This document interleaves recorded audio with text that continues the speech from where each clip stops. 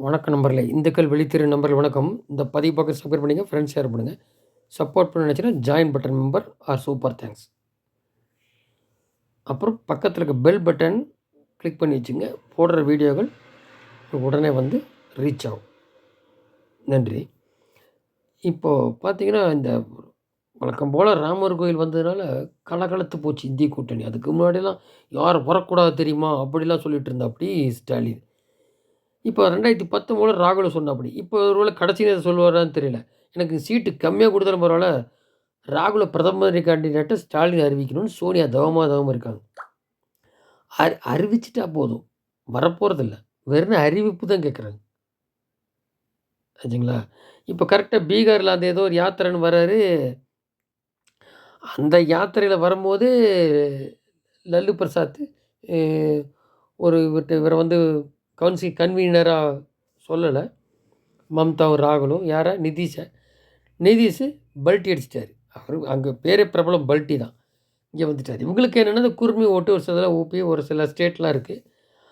அதுல ரீச் பண்ணி இது மட்டும் இல்ல. இதுல இப்ப 100% வந்துருச்சா? இங்க சிவசேனாவும் சரத்பவார் இருக்காரு. அந்த பிரிவு 2 இங்க இருக்கு. துணை முதல்வரா பிஜேபியோட. பிஜேபி அ ஏக்நாத் ஷிண்டே முதல்வரு, பிஜேபியும் சரத்பவார் பிரிவும் துணை முதல்வரா இருக்கு. அதுல ஏதோ ஒண்ணு ஒரு பக்கம் வரணும். ஒண்ணா சரத்பவார் வரணும். அவரு பொண்ணுக்கு ஏதாவது மந்திரி பதவிக்காக.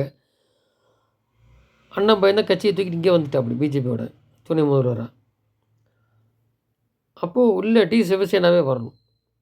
சிவசேனா அதுதான் சொல்லி வந்தது ஏக்நாத் ஷிண்டே.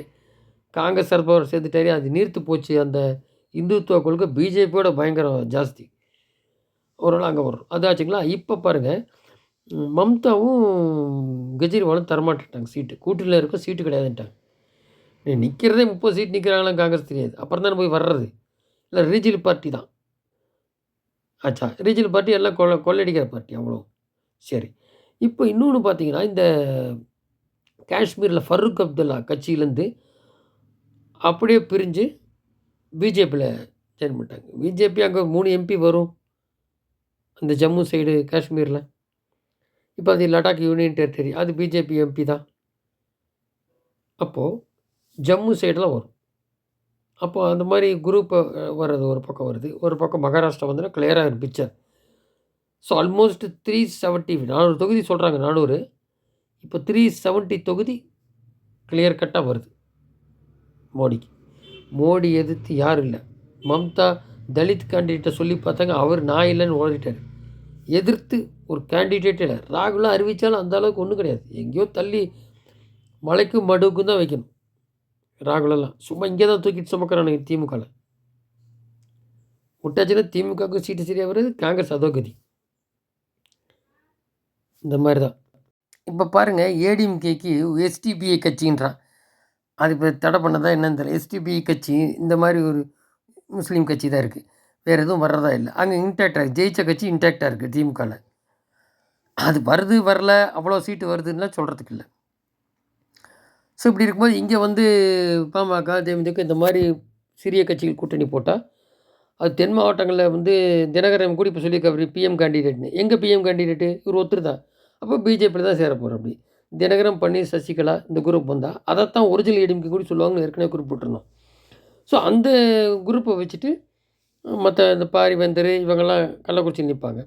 தேமுதிக இப்போ கூட தேமுதிக கையில எடுத்துட்டாரு போற பக்கம்லாம். கேப்டன் ரிஷிவந்தியம் அந்த பக்கம் ரிஷிவந்தியம் நின்னு ஜெயிச்சாரு. விஜயகாந்த் 2011ல.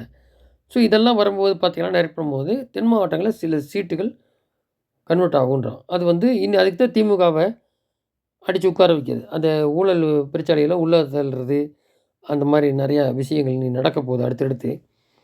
அப்படிலாம் வரும்போது பார்த்தீங்கன்னாக்க, அவங்களுக்கு அந்த ஒரு 5% தான் வித்தியாசம் வருது. இது ஒரு 30, 35% வந்தாக்க, ஏன்னா அண்ணாமலை தனி வைப்ரண்ட். எடப்பாடியோ, ஸ்டாலினோ அதெல்லாம் கிடையாது. முதல்ல இருக்கலாம் அவ்வளோதான். அப்படி வரும்போது இவங்க ஒரு 43 அந்த ரேஞ்சில 45லாம் வரும்போது, இந்த 6, 6, 7% அடிச்சு காலி பண்ணா, அது ஈக்குவல் பண்ணிட்டோம்னா, இன்னும் நாட்கள் இருக்கு. அப்போ அது சில சீட்டுகள் தென் மாவட்டங்கள்ல கன்வெர்ட் ஆகும். எடப்பாடிட்ட இருந்த இந்துத்துவா பூரா பிஜேபிக்கு வரும். அப்படி கனெக்ட் பண்ணியிருப்பாங்க. ஏன்னா அவங்க தான் முக்குளத்தோர் எதிரா இருக்கானே, பழனிசாமிக்கு. தென் மாவட்டங்களுக்கு கொங்கு பெல்ட்டி சில சீட்டுகள் கன்வெர்ட் ஆகுன்றாங்க. ராமநாதபுரம், கோயம்புத்தூர், தென்காசி இந்த மாதிரிலாம் தென் சென்னை இப்படிலாம் என்னென்னு பார்ப்பாங்க. பார்த்துட்ருக்காங்க. கூட்டணி போடும்போது அது என்னாடுறது. ஸோ அதில் வரும்போது பார்த்தீங்கன்னாக்கா, சீட்டுகள் கன்வெர்ட் ஆகும். ஏன்னா இவன் தான் ஒன்றும் செய்யலையே. மலைக்கும் ஒன்றும் செய்யலை, சொன்ன வாக்குறுதி நிறைவேற்றலை. ஃபாரின் போயிட்டாப்படி. அது உடம்புக்கு போனாரா, இன்வெஸ்ட் பண்ணாரா, இன்வெஸ்ட் வாங்க போனாரா, இன்வெஸ்ட் இவர் பண்ண போகிறா, அதெல்லாம் நிறையா டாக்ஸ் போயிட்டுருக்கு. ஸோ ஒரு பக்கம் இஞ்சி கட்டணி கலகலத்து போச்சு. இவர் வந்துருவார், இன்னும் 2 வருஷம் ஓட்டணும்னு தெரிஞ்சுதான் போய் சரண்டர் ஆகுறாங்க. இவர் பழனிசாமி சொன்னார். இப்போ உதயநிதியும் ஸ்டாலின் அடுத்த சரண்டர் ஆகுறாங்க மேலே போய். ஆனால் இதுக்கெல்லாம் முடிவு இருக்குது. இந்த ஊழலுக்கெல்லாம் விட மாட்டார் மோடி. கண்டிப்பாக பண்ணுவார். இது 24க்கு அப்புறம் திமுக 2ஆ 3ஆ உடையிறது உறுதி. ஏன்னா அவ்வளோ இது இருக்குது, சர்ச்சை உள்ளே இருக்குது. சீனியர், ஜூனியரு, சம்பாதிக்காதவங்க நிறையா பிரச்சனை உள்ளே இருக்குது. குடும்பம் ஊழலாச்சு ஒழிச்சே தீருவார். யார் சொன்னாலும் கேட்க மாட்டார் மோடி. அதுக்காக வர்றவங்கள சண்டையாக பிடிக்கணும் அசிரிச்சு அது ஒன்றும் இல்லை, சத்தம் காட்டாமல் செய்வோம். ஒன்றும் இல்லை. இப்போ ராமர் வந்தது என்ன ஆகி போச்சு. அதே மாலத்தீவுக்கு போனார் என்ன ஆகி போச்சு. அங்குள்ள மந்திரியெல்லாம் ரிசைன் பண்ணால் ஓடுறா அப்படி சைனாக்கு. அவரே மாற போகிற நிலமை வருது. இவ்வளோ தான். யார்ட்டையும் போய் எதுவும் தகராறு இல்லை. நம்ம செய்கிற செயலில் அது நடக்குது. ஏன்னா உலகத் தலைவர், உலகத்தில் உள்ள பிரச்சனைக்கு மோடிட்டு தான் வந்து கேட்குறேன். இங்கே பார்த்தா இந்த இன்சியில் வச்சுட்டு வந்து தகுதி இல்லாத உட்காந்துட்டு என்ன சொல்கிறார் அண்ணாமலைன்னா, இந்த உதயநிதி இந்த மாதிரியான நபரில் தகுதி இல்லாமல் வந்துட்டு கீழே தகுதி இல்லாதவங்க வச்சுப்பாங்க. அப்போ தான் இவங்க அறிவாளியை தெரிவாங்கன்னு. அப்போ அதுக்கு கீழே அப்படி தகுதி இல்லாதவங்களை வைக்கும்போது என்ன ஆகும்? கடைசியில் எதுவும் நடக்காது. எல்லாம் முட்டாள்கள் நிறைந்த ஆட்சி கூடாரமாக தான் ஆட்சி நடக்கும் அப்படின்னு வெளுத்து வாங்குறாரு. எங்கேயோ லான்ச் பண்ணி பார்க்குறாங்க ராகுல் உதயநிதியும் ஒன்றும் ராக்கெட் லான்ச் ஆகிறதில்ல அப்படிங்கிறத சொல்கிறாரு. பாராளுமன்ற தேர்தலை பற்றி இப்படி நரேட் பண்ணுறா பாருங்க. மக்கள் நல சார்ந்த அரசியலுக்கும் குடும்ப அரசியலுக்கும் இடையேயான தேர்தல். நேர்மையான நல்லாட்சிக்கும் ஊழல் கட்சி கூட்டணிக்கும் இடையேயான தேர்தல். கல்வி திட்டங்களை கொண்டு வந்து நம் குழந்தைகளை முன்னேற்றும் பாரத பிரதமர் மோடி அவர்களுக்கும் திரும்ப இடமெல்லாம் டாஸ்மாக் கடையை திறந்து வைத்து தமிழகத்தை குடியார மாநிலம் மாற்றி வைத்திருக்கும் திமுக கூட்டணிக்கு இடையான தேர்தல். உலக பொருளாதாரத்தில் 11லேருந்து 5வது இடத்துல வந்திருக்கும் நாட்டுக்கும் நாட்டிலே அதிக கடன் வாங்கிய மாநிலமாக தமிழகத்தை மாற்றி வைத்திருக்கும் ஊழல் திமுக கூட்டணிக்கும் இடையான தேர்தல் அப்படின்ட்டு என்ன சொல்கிறாங்க. தமிழகத்தை குடியார மாநிலமாக மாற்றி வைத்திருக்கும் திமுக கூட்டணிக்கு தேர்தல் வருது. தமிழகத்தில் வந்து குடும்பம் ஊழலாட்சி நடைபெறுது. ஒவ்வொரு மாவட்டத்திலும் வாரிசு அரசியல் நடத்துகிறது. ஒரே குடும்பத்தை சேர்ந்தவர்களே திமுகவில் பதவிக்கு வர முடியும்.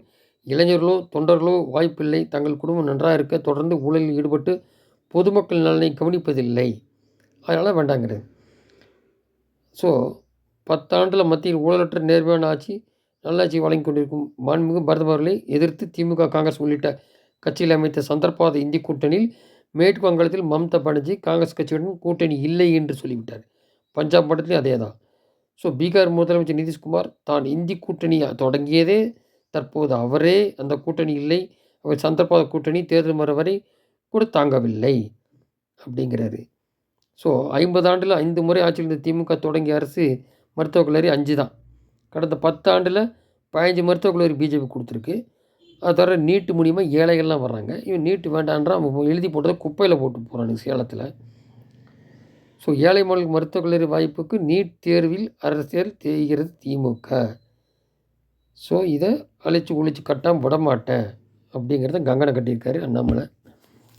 மொத்தத்தில் இன்சியில் வச்சுட்டு வர்றவங்க திறமை கிடையாது, நேர்மை கிடையாது, குடும்ப ஆட்சி, ஊழல், இதை சர்வமாக அப்படி அழித்து தள்ளணும் மண்ணுக்குள்ளே. அதுதான் அவரோட மெயின் அஜெண்டா. எனக்கு மற்றபடி முதல்வர் இதுக்கெல்லாம் ஒன்றும் ஆசை இல்லை. இவங்க கொடுத்த இலக்கு செஞ்சாகணுன்றது இருக்காரு. பார்ப்போம். நன்றி ஜெயந்த்.